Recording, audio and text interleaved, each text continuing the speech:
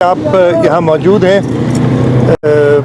मैं आज ख़ास तौर पे सिंध सूबे के हवाले से कुछ चीज़ें आपके साथ शेयर करना चाहता हूँ। सबसे पहले तो हम अल्लाह ताला शुक्रगुज़ार हैं और सिंध के अवाम के शुक्रगुज़ार हैं कि उन्होंने भारी अक्सरियत के साथ सूबा सिंध में पाकिस्तान पीपल्स पार्टी के उम्मीदवारों को, चेयरमैन बिलावल भुट्टो ज़रदारी साहब के उम्मीदवारों को, आसिफ अली ज़रदारी साहब के उम्मीदवारों को उन्होंने कामयाब किया और इंशाअल्लाह ताला सिंध हुकूमत पाकिस्तान पीपल्स पार्टी बनाने जा रही है। ये इलेक्शन आसान नहीं थे, हमें कई मुश्किलात हुई। लोगों का ये ख्याल है कि शायद सिंध के अंदर बड़ी आसानी से इलेक्शन हुई। आसानी से इलेक्शन नहीं थी। इन इलेक्शंस के लिए हम 5 साल से काम कर रहे थे। लोग तो इलेक्शन कैंपेन करते हैं जब इलेक्शन अनाउंस होती है, लेकिन पाकिस्तान पीपल्स पार्टी ख़ास तौर पे सूबा सिंध में जिस दिन पिछली हमारी असेंबली ने हलफ उठाया था, वो दिन था 11 या 12 अगस्त थी, 12 अगस्त 2018। उस दिन से हमने अगली इलेक्शन का काम शुरू कर दिया था। 5 साल की मेहनत थी जिसमें सूबा सिंध के लोगों की खिदमत की। चेयरमैन बिलावल भुट्टो ज़रदारी साहब, सदर आसिफ अली ज़रदारी साहब की ख़ास हिदायत के ऊपर अमल करते हुए, और मेरे साथ मेरी काबीना के भी कुछ दोस्त मौजूद हैं, पिछली काबीना थी हमारी, और हम सब ने, चाहे वो फ्लड्स का टाइम हो, चाहे कोविड का ज़माना हो, और ख़ास तौर पे जब इमरान खान की सिंध दुश्मनी चल रही थी एक वफाकी हुकूमत की, उस वक्त जिस तरीके से सिंध के लोगों के साथ हम खड़े रहे हर मुश्किल में, और वो ही सिला मिला है। तो ये आसान काम नहीं था, 5 साल की मेहनत थी। बाकी लोग तो इलेक्शन के लिए 1.5-2 महीने से काम कर रहे थे। दूसरी जो बात मैं करना चाह रहा हूँ, कल हमारी सेंट्रल एग्जीक्यूटिव कमेटी का इजलास था। इजलास ख़त्म हुआ तो मुझे किसी ने कहा कि कल GDA ने एक प्रेस कॉन्फ्रेंस की है। उस GDA की प्रेस कॉन्फ्रेंस को मैंने फिर जाके सुना। मैं उसके बारे में कुछ अपने ख्यालात का इजहार करना चाहता हूँ। सबसे पहले तो मुझे बहुत अफसोस हुआ पीर साहब पगारा, जिनके लिए मुझे बहुत ज़्यादा एहतराम है, मेरी समझे रिश्तेदार भी बनते हैं, और बहुत ज़्यादा उनके वालिद साहब बड़े पीर साहब पगारा मुझसे बहुत ज़्यादा शफ़क़त के साथ पेश आते थे, और पीर साहब पगारा अभी मौजूदा जो है राजा साईं, वो भी बहुत शफ़क़त के साथ पेश आते हैं। पीर साहब पगारा को GDA ने इस्तेमाल कर दिया कल।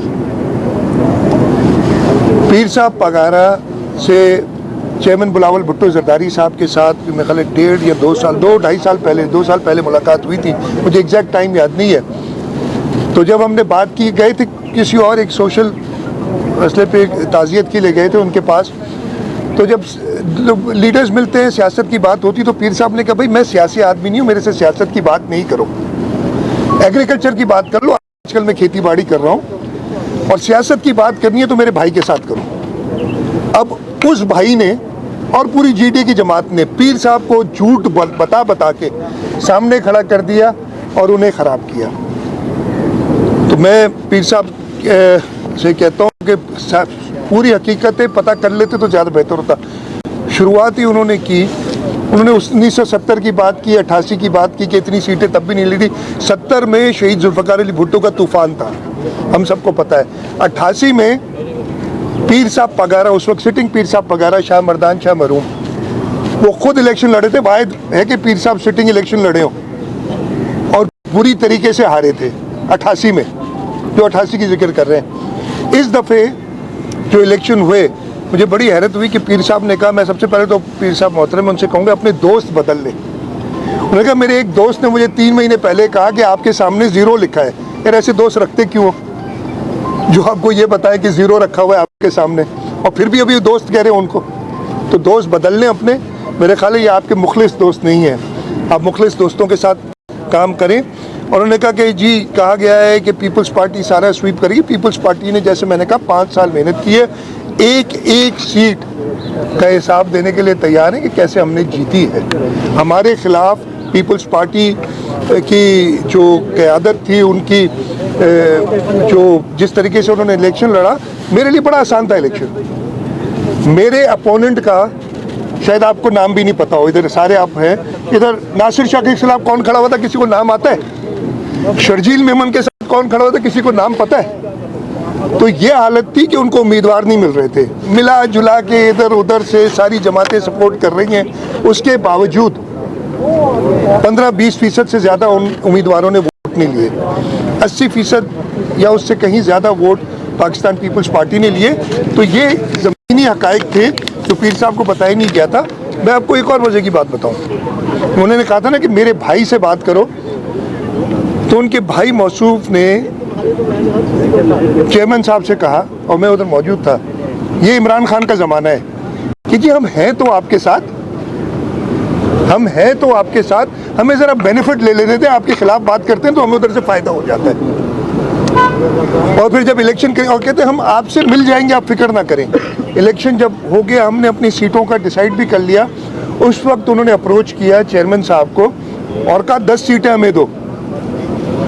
चेयरमैन साहब ने उनसे कहा कि अभी, और पार्टी ने कहा कि अभी तो बहुत देर हो गई है, हम तो अपनी ऐलान कर चुके हैं, लेकिन वैसे भी आपकी सीटें बनती क्या हैं? पिछली दफ़े GDA ने 2018 में 3 सीटें ली थी कौमी असम्बली की, जिनमें से 2 उनको छोड़ के चले गए, एक ही रह गई थी खातून जो उनके साथ रहीं। उन्होंने जो प्रोविंशियल सीट ली थी, मुझे याद नहीं, 5 ली थी शायद टोटल, उनमें से 3 उनके साथ खड़े, 2 सांगड़ से और 1 खैरपुर से, और अभी भी 1 सांगड़ से सीट जीते, 1 खैरपुर से सीट जीते वो, बाकी तो आपको छोड़ के चले गए थे। तो आपका ये हक नहीं बनता है 10 सीट मांगने का। अगर कोई ऐसी बात करेंगे तो हम चाहते हैं कि सबके साथ मिलके हम काम करें, लेकिन उनको ख्याल था, उनको आसरा दोस्तों का था शायद, जो दोस्त उनके ना हुए फिर ज़ीरो भी बता रहे हैं और दोस्तों की बात भी करते हैं। तो ये मैं क्लियर करना चाहता था कि ये थी। उसके साथ साथ मुझे बड़ा अफसोस हुआ कि उन्होंने पीर साहब से बातें करवाई, और वो इंसिडेंट्स जो इस वक्त खास तौर पे कुछ अजला में, और मैं नाम लूँगा, सांगड़ में, खिपरों के अंदर उनका जो कैंडिडेट था, जो उनका था नहीं, जो भी आया था, उनको ताज़ा ज्वाइन किया था उसने, उस कैंडिडेट ने जो उधर धांधली की कोशिश की, उसकी वजह से एक शख्स की हलाकत हुई है, मरी कबीले का, और दूसरे की टांग में गोली है। दूसरी उन्होंने बात की कि जी लियाकत जतोई पे, मुर्तज़ा जतोई पे, और लाड़काना की उन्होंने बात की, मैं लिख के लाया था, और ये सारे हुए। अब मैं बताता हूँ, फरीदाबाद मेहड़, जहाँ लियाकत जतोई कह रहा है कि मेरे किसी रिश्तेदार पे FIR हो गई, FIR स्टेट ने काटी है, मैंने सारी तफसीलात ली, स्टेट ने काटी है, उधर एक खासकेली का मर्डर हुआ है इलेक्शन के दिन। क्या FIR भी नहीं कटेगी किसी मर्डर पे, और उसको भी सियासी तौर पे इस्तेमाल करेंगे, किसी बंदे का खून हो जाए।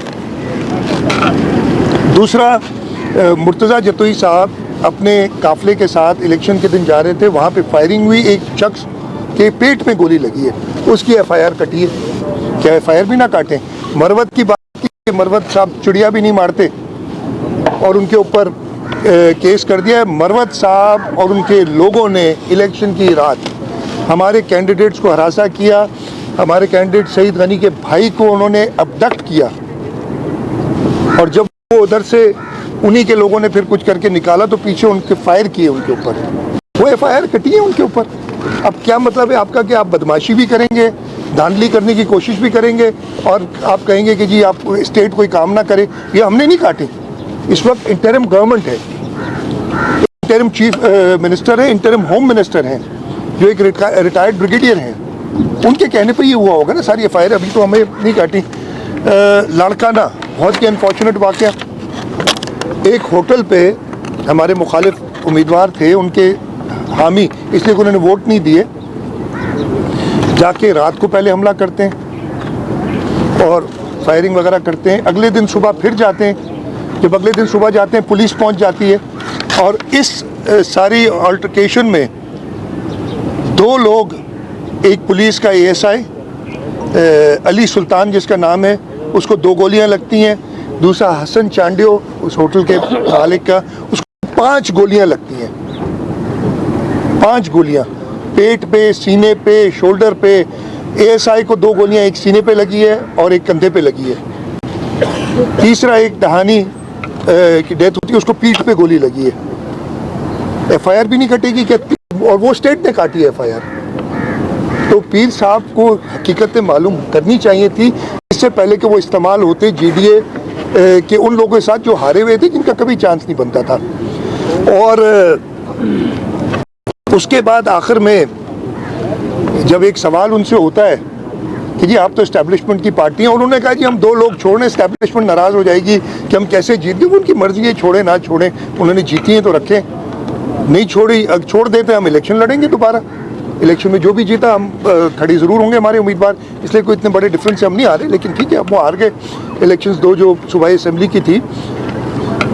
कहते हैं तो उनसे सवाल किया कि जी आप तो इस्टेब्लिशमेंट को राज़ी रखने के लिए कहते हैं, इस्टेब्लिशमेंट ने फैसला किया था आप सीटें छोड़ रहे, अब आप ये सारी जो बातें कर रहे हैं तो इस्टेब्लिशमेंट तो नाराज़ हो जाएगी आपसे। तो उन्होंने बड़ा मज़ेदार जवाब दिया था कि जी बेटा भी जब बाप से नाराज़ हो जाता है तो बेटा भी घर छोड़ के चला जाता है। तो यार बाप बेटे के मामले में हम नहीं पड़ते, ये उनका फैमिली का मामला है, बाप बेटे का, वो खुद संभालें। ये मेरा नहीं ख्याल है कि मुनासिब है मुझे कुछ कहना, लेकिन ये मैं ज़रूर कहूँगा कि अपनी शिकस्त को तस्लीम करें।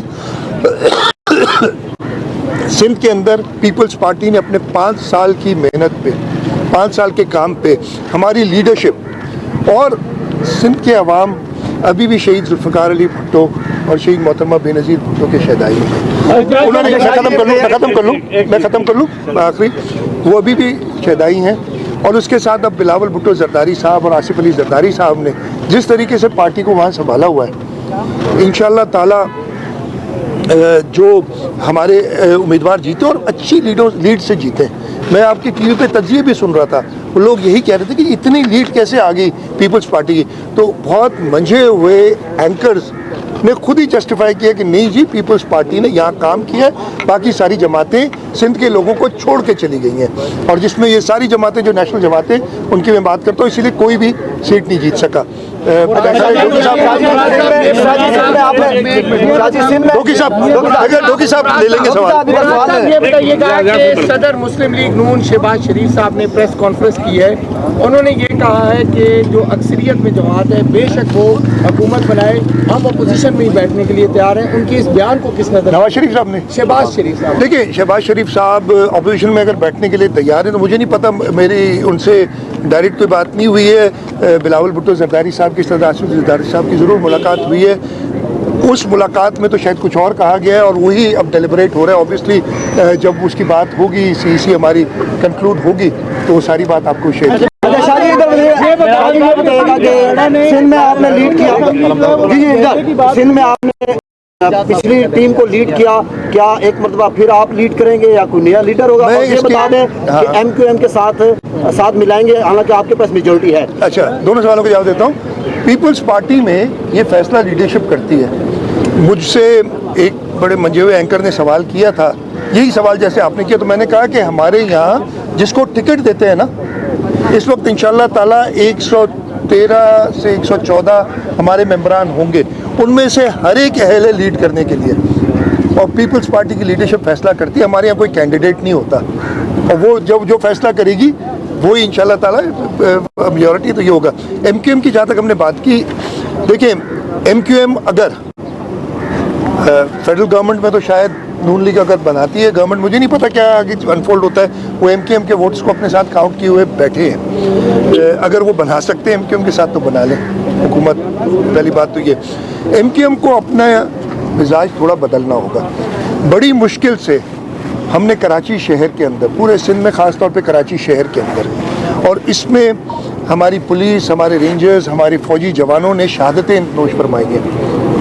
और उन्होंने आके एक जो उनका बानी कायद था उसकी सियासत को ख़त्म करके इनको भी मजबूर किया कि अपने बानी कायद को छोड़ दें, और अमन अमान कायम हुआ है। लेकिन कुछ ज़बान जो उन्होंने इस्तेमाल की है अभी, वो बहुत ही नामुनासिब है। ये कहना, मैं कहते हैं क्या कि जी खैरात में इनको मिली थी मेयरशिप, और भाई तुम इलेक्शन लड़ने के लिए तैयार नहीं थे, तो हमने मिन्नतें की थी इलेक्शन तो लड़ो, कहते हमारे पास पोलिंग एजेंट नहीं है। पता नहीं साल में क्या हो गया कि पोलिंग एजेंट भी आ गया और इतनी सारे नचते जीत गया। वो अपनी जगह बात है जो उस पर किसी वक्त बात करेंगे। लेकिन अगर उनका ये रवैया रहा और उन्होंने किसी भी तौर से अमन अमान को डिस्टर्ब करने की कोशिश की तो ना सिर्फ पाकिस्तान पीपल्स पार्टी की सूबाई हुकूमत थी, सूबाई हुकूमत पार्टी की बनेगी, बल्कि कौमी इदारे ये एक्सेप्ट नहीं करेंगे कि अमन व अमान खराब हो। सूबाई असेंबली सिंध की घेराव की बात की है और पीपल्स पार्टी की तरफ से भी उनको आपको शिकायत मौसूल हो रही है कि सूबे में पीपल्स पार्टी के कैंडिडेट के खिलाफ धांधली हुई है, तो आप इस चीज़ को किस तरह कंट्रोल करेंगे, किस तरह देख रहे हैं? देखें, धांधली के बावजूद सिंध के लोगों ने वो सारे धांधली के उनके अज़ाइम जो है वो डिफीट किए। जैसे कहा कि हम पूरे सिंध में MNA कोई भी नहीं हारे, सब जीते और अच्छी लीड से जीते, डिस्पाइट कि उन्होंने, मैंने बताया आपको, धांधली की। और वो अगर किसी दिन बताएंगे आपको, लेकिन जब जीता हुआ होता है तो वो नहीं कहता कि मेरे साथ धांधली हुई है। लेकिन वो पोलिंग स्टेशन जिस पे और जिसकी वजह से हमारी 2 लोगों की शहादतें हुई हैं ड्यूरिंग द इलेक्शन, वो ज़रूर होगा। बाकी पीर साहब वगैरह कह रहे थे, मेरे ख्याल पता नहीं उन्होंने सोचा नहीं था पूरी तरीके से कहने से पहले कि वो घेराव करेंगे। वो घेराव करने में उन्होंने जितने वोट लिए ना पूरे सूबे में उतने लोग भी जमा कर लें तब भी घेराव नहीं होगा। पाकिस्तान पीपल्स पार्टी जो है उस पर सबकी नजरें हैं, आज के इजलास में क्या फैसले होने जा रहे हैं। अगर वज़ारत उज़्मा मुस्लिम लीग नून को मिलती है तो क्या पंजाब में फिर आप बड़े ओहदे लेंगे? देखिए, ये डिलिब्रेशन सारी CEC में हो रही हैं। हमारी CEC काफ़ी लोग हैं। कल भी मेरे ख्याल है कोई 20-25% लोग अपनी राय दे सके थे। पाकिस्तान पीपल्स पार्टी की लीडरशिप की, हमारी जमात की ये खासियत है कि सबसे राय लेते हैं और उसके बाद एक कलेक्टिव फैसला होता है। तो इस वक्त चेयरमैन साहब, सदर साहब सबसे राय ले रहे हैं, डिफरेंट, सबकी अपनी आरा आ रही हैं और इंशाल्लाह ताला पाकिस्तान पीपल्स पार्टी वही फैसला करेगी जो इस मुल्क के मफाद में, जो इस मुल्क को इस कठिन सूरत हाल से निकाले, मजीद ख़राब ना करे, जो काफ़ी इस वक्त। अच्छा इमरान साहब, आपने कहा कि 2018 की कारकर्दगी की बुनियाद पर आपने 5 साल बाद जो है वो भारी अक्सरियत हासिल की है, लेकिन ये भारी अक्सरियत कराची में क्यों नजर नहीं आती? वहाँ से 17 नशिस्तें कौमी असम्बली की MKM जीत जाती है, 28 17 नहीं 15। तो क्या कहेंगे? मैं जवाब देता हूँ। देखें, हम पिछली बार 3 नशिस्तें कौमी असम्बली की जीते थे 2018 में, 3 से हम 7 पे गए, यानी डबल से भी ज़्यादा। तो हमने बेहतर तो किया है। हाँ, मुत्तहिदा कौमी मूवमेंट जो 15 सीटें जीती है उस पर हैरत ज़रूर है, उसको एनालाइज भी कर रहे हैं, हम देख भी रहे हैं। हमारा ये ख्याल है कि कई जगह पे हमारे कैंडिडेट्स आगे थे, लेकिन रिजल्ट जब आए उसको एनालाइज करेंगे। हो सकता है हमारी ये बात गलत हो, लेकिन उसको एनालाइज करेंगे। तो ऐसा नहीं कि पीपल्स पार्टी ने ख़राब किया, पीपल्स पार्टी ने 2018 से डबल से भी ज़्यादा सीटें ली हैं कराची शहर में। हमारी सूबाई असम्बली की 7 थी, अब मेरे ख्याल है 10 आई हैं और 3-4 नशिस्तें ऐसी हैं जिसमें हमारा ख्याल है कि हम जीते हुए हैं। अब वो प्रोसेस होगा, आगे चलेगा, तो हमने बुरा नहीं किया। हाँ, हैरत ज़रूर है कि मुत्तहिदा कौमी मूवमेंट 15 सीटें कैसे लेगी, जबकि 1 साल पहले मेरे शर्जील मेमन साहब, नासिर शाह साहब गवाह होंगे, हमने इनके साथ मीटिंग की थी। इलेक्शंस जब बल्दियाती हो रही थी, इन्होंने कहा जी हम कल नहीं लड़ सकते, हम इलेक्शन नहीं लड़ सकते इसलिए कि हम तैयार नहीं। अचानक इलेक्शन हो गए। भाई 4 बार इलेक्शन पोस्टपोन हुए थे, वो हर दफ़े इसी आसरे में होते थे कि इलेक्शन पोस्टपोन हो जाए, लड़ना नहीं है हमने। तो ऐसी क्या बात हो गई कि 1 साल के अंदर वो जमात जिनके पास पोलिंग एजेंट नहीं थे वो 15 सीटें जीत जाती है। तो मैं हैरत का इजहार कर सकता हूँ। आखिरी सवाल, जो भी ये डोकी साहब जिसका कहेंगे, क्या साहब, ये पहला इलेक्शन है जिसमें वो जमातें जो कह रही है हुकूमत बनाएंगे और वो जमातें जो धांधली का इल्ज़ाम लगा रही है वो सब धांधली का इल्ज़ाम लगा रही है। आप इस पर क्या कहेंगे, ये ऐसा क्यों होगा?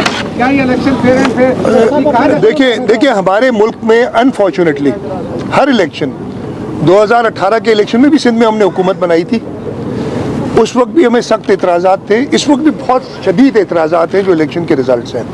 लेकिन हम हमेशा उसका कानूनी कार्रवाई या कानूनी तरीक़ेकार इस्तेमाल करते हैं। हम कोई गैर कानूनी और ऐसी चीज़ नहीं करेंगे जिससे मुल्क में कोई बहरान पैदा हो। और बाकी जमातें भी कह रही हैं, अब इस वक्त जो सबसे बड़ी जमात वो इंडिपेंडेंस जो PTI के बन के उभरे, हैरत है, वो भी कह रहे हैं कि धांधली हुई है। तो वो ज़रूर एड्रेस करना पड़ेगी उनकी जो इश्यूज़ हैं कि वो ये हैं, और वो उनके पास ये सारे कानूनी मराइल मौजूद हैं कि उनको एड्रेस करके वो अगर समझते हैं उनके साथ हम भी वो कानूनी सारे मराइल इस्तेमाल करेंगे। सर एक आखिरी सवाल ले लें, चेयरमैन बिलावल भुट्टो जरदारी ने अपने इलेक्शन से पहले अपने एक जलसे में बोला था कि ना वो पीटीआई पे इत्तेहाद करेंगे ना ही वो मुस्लिम लीग नून पे इत्तेहाद करेंगे। उन्होंने कहा था कि हमारी नजरें अवाम की तरफ है, हम अवाम के लाडले हैं। क्या अवाम का प्यार काफी नहीं था कि जो पाकिस्तान पीपल्स पार्टी है वो अभी इलेक्शन जो नताइज थे वो मुकम्मल नहीं हुए, लेकिन उन्होंने रातों रात जो मुलाकातों का सिलसिला भी जारी कर दिया। क्या अवाम के वोट आपके लिए काफी नहीं थे? दोबारा से मैं जवाब देता हूँ, बनने जा रहे? मैं जवाब देता हूँ, PDM 2 नहीं बनने जा रही, नंबर 1। नंबर 2, मेरे जो अभी तक ख्याल है, देखें आगे क्या होता है। मुलाकातें कभी दरवाजे सियासत में किसी के बंद नहीं किए जाते, कोई भी मिलना चाहेगा तो बिल्कुल उनसे मुलाकातें होती हैं। मैंने पहले ही कहा था हमारी सेंट्रल एग्जीक्यूटिव कमेटी मिल रही है, वो हर एक से राय ले रही है अपनी, और इंशाअल्लाह ताला फैसला वो करेगी जो मुल्क के बेहतरी में होगा। इस वक्त सूरत हाल ये है कि पीपल्स पार्टी की ऐसी पोजीशन है कि पीपल्स पार्टी के बगैर हुकूमत बन नहीं सकती किसी की भी। तो हमने ये ज़रूर सोचना होगा, और ये लीडरशिप और पूरी जो हमारी CEC वो सोचेगी, क्योंकि ऐसा बहरान पीपल्स पार्टी पैदा ना करे जिसकी वजह से मुल्क शदीद और बहरान में चला जाए।